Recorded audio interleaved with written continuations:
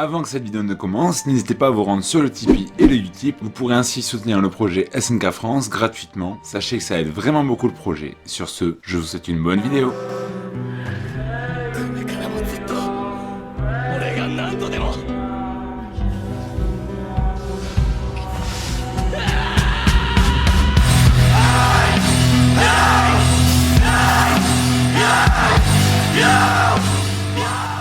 Salut les squads, j'espère que vous allez bien pour fêter les 10 ans de ce manga titanesque qui est Shingeki no Kyojin. Oui, car le tout premier chapitre de SNK est sorti le 9 septembre 2009. Joyeux anniversaire à SNK. Je voulais vous raconter ma rencontre avec cette œuvre magnifique. Tout d'abord savoir que j'ai pas grandi avec les animés, j'avais pas le droit de regarder. Donc en fait SNK est vraiment mon premier animé. Vous devez vous dire c'est bizarre, hein, mais Naruto, Dragon Ball et compagnie, j'ai jamais vraiment fait. Bon d'accord, ok.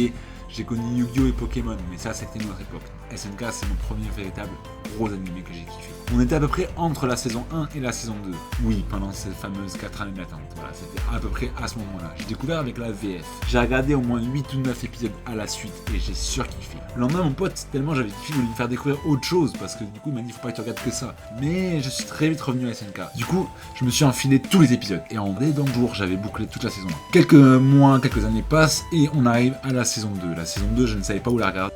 J'ai regardé en streaming sur un site qui la sortait tous les dimanches à minuit. Du coup, j'ai regardé la saison 2 en VOSTFR. Et à la fin de la saison 2, j'étais un petit peu déçu. Attention, je n'ai pas dit que je n'aimais pas la saison 2. C'est vrai que la saison 2 contient la révélation de Reiner et Berthold, et ce moment est juste ouf. Donc là, on m'a dit, mais t'es pas prêt pour la saison 3. Donc du coup, ce qui s'est passé, c'est que je me suis décidé à lire le manga. J'ai lu le manga depuis le début, et je l'ai dévoré, littéralement. Du coup, je me suis mis à lire tout le manga, de A à Z, et là, je suis vraiment devenu un ultra fan. Donc quand la saison 3 est arrivée, je savais ce qui allait se passer, et c'était vraiment un coup de cœur pour moi. Seulement voilà, on s'approche de la fin du manga, et j'ai clairement pas envie que ça termine. Du coup, je suis un petit peu nostalgique de ces scans qui sont les derniers et je me demande qu'est-ce qu'il y aura après Shingeki no Kyojin et j'espère retrouver ça dans d'autres animés.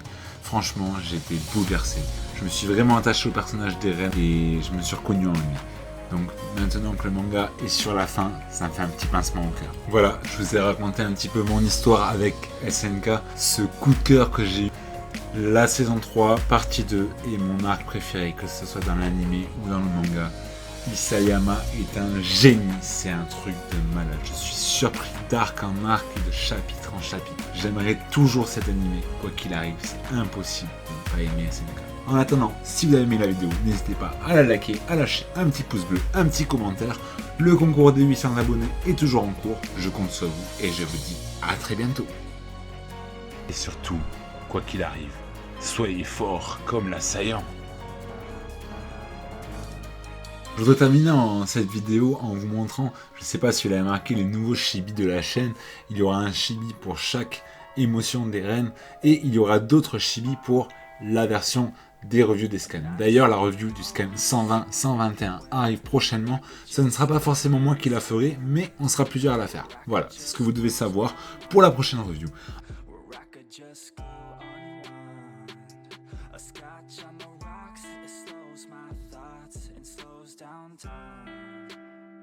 I think I'll be just fine. It's broken by design, yeah. I'm feeling lost, not found.